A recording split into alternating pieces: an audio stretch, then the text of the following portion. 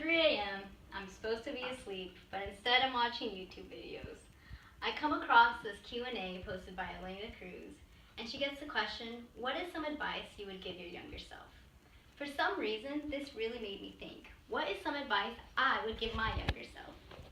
To be to the point, my advice would be, don't be afraid to be yourself. If being a math nerd has taught me anything, it's the world is a complex system, and it relies on the individual parts. So, everyone has their quirks, even that person you follow on Instagram with 100,000 followers. So why are we afraid to be ourselves, and how can we express ourselves? I'm not a history buff, but if you look through history, you'll realize that there are many eccentric people throughout it. One of my favorites is King Ludwig II of Bavaria.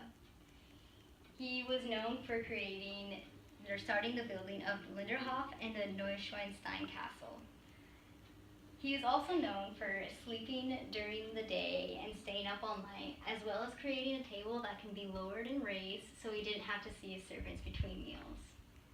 Another one of my favorite historical figures is mathematician Isaac Newton.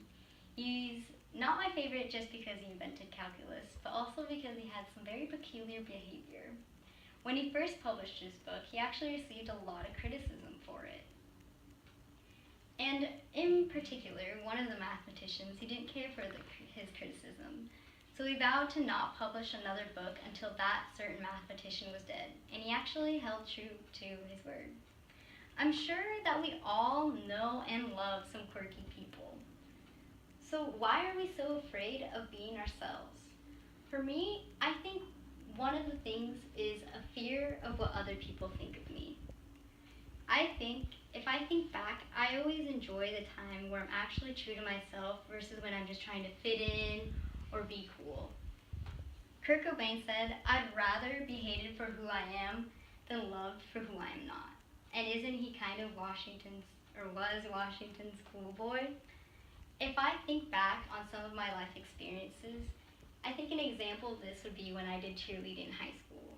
I honestly only joined it because I liked the jackets, but comparing that to doing something that I actually wanted to do, which is basically a glorified trivia, I had much more fun and much more fond memories in Knowledge Bowl than I did in cheerleading. I think another thing that stops us is a fear of being the only one. That we're the only one with this interest, or we're the only one that likes a certain type of thing. However, there's 7.5 billion people in the world. It will take you 217 years just to count out every single person. So my point is that there's a lot of people, and it's the probability of only one person liking this one certain thing is basically zero. So you shouldn't be scared to be yourself. So what are some ways that you can express yourself? We live in an age where social media is a booming platform for you to be able to express yourself. So I encourage every single one of you to post things that you actually want to post, not because of how many likes you're going to get or how many comments you'll receive, because in the end, it is your Twitter, it is your Facebook, and it is your YouTube. So might as well post things that you like.